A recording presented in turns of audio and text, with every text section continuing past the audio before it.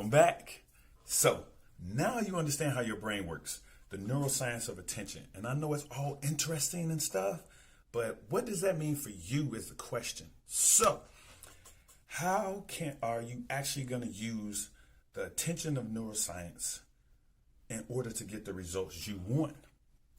So how can you make sure that you're paying attention to the right things and not easily get distracted? So today we're going to talk about putting that science into action. First thing you need to understand is the key difference between the ventral and dorsal attention. There's always a constant battle going on, all right, in your brain. It's a constant going battle about the things that you consciously want to pay attention to, and the unconscious things like, those things that happen outside, like swirl, stuff like that. So those colorful things, those loud things that are moving and stuff like that. So those are the things that we're trying to stop doing versus what we want to concentrate in. So what's more is the ventral stream is always going to be activated by also other things too, physiological things. So like hunger, tiredness, discomfort, anything like that.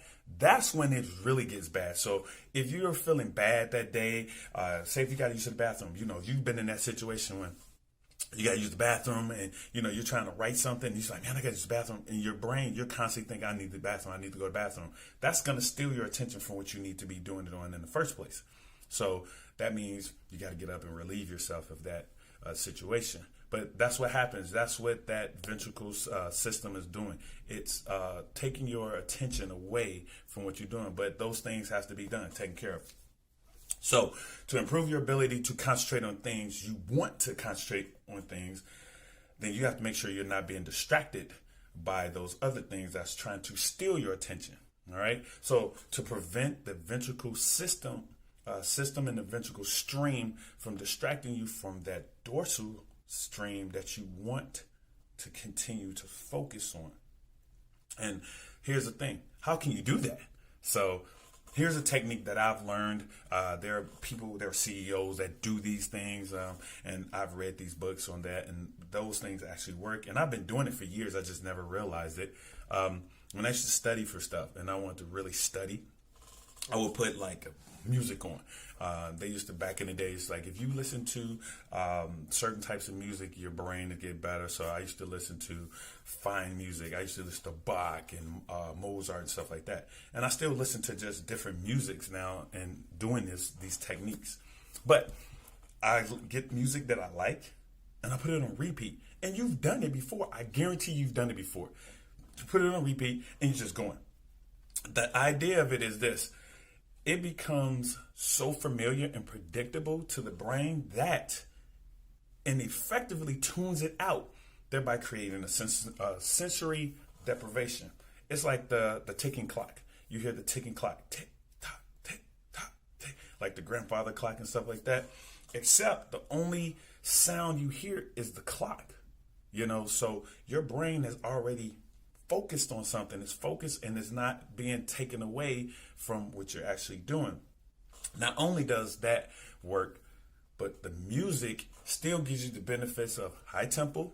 So that whatever that beat is that you're used to, and also helps your mood boost. Right? So that's something you could try. I've done it many of times. I love doing it, and it's something that I enjoy.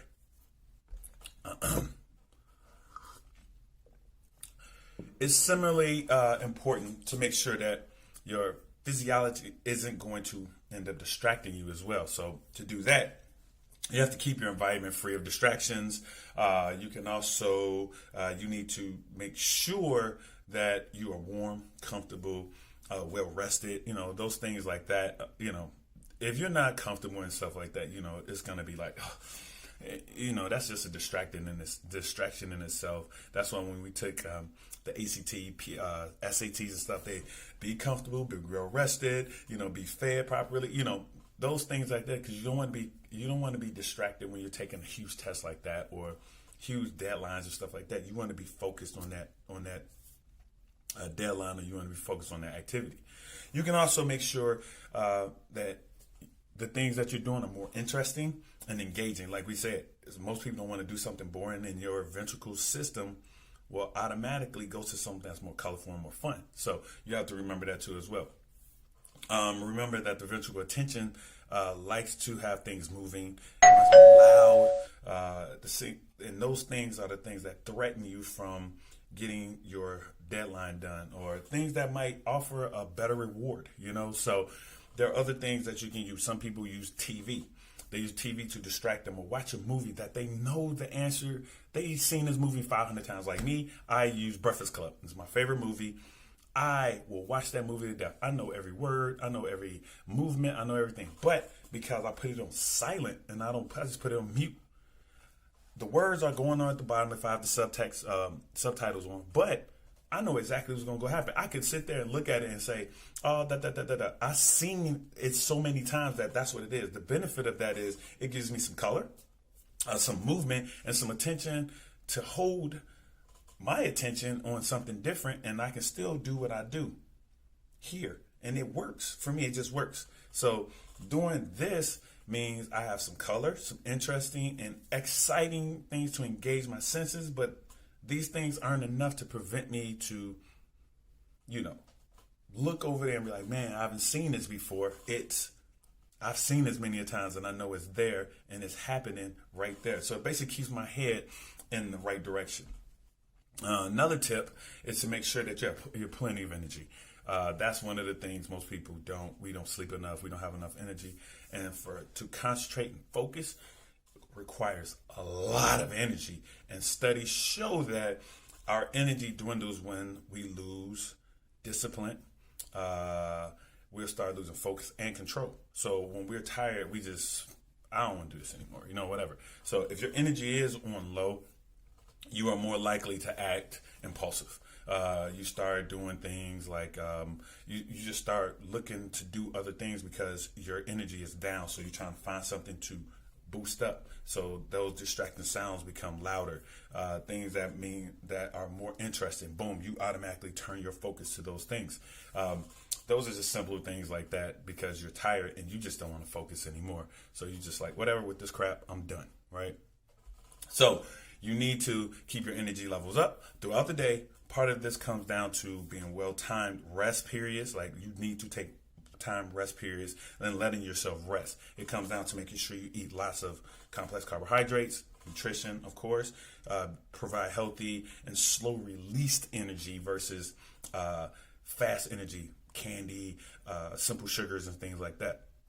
So you should also exercise regularly as well to avoid the stress as much as possible. You do not need to be stressing because that is actually distraction always.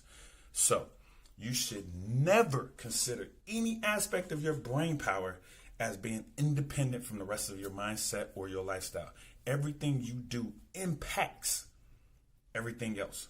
So if you're stressed, tired, and harassed at work, then you can't expect to perform the best out of your work. That is the conversation today. Peace.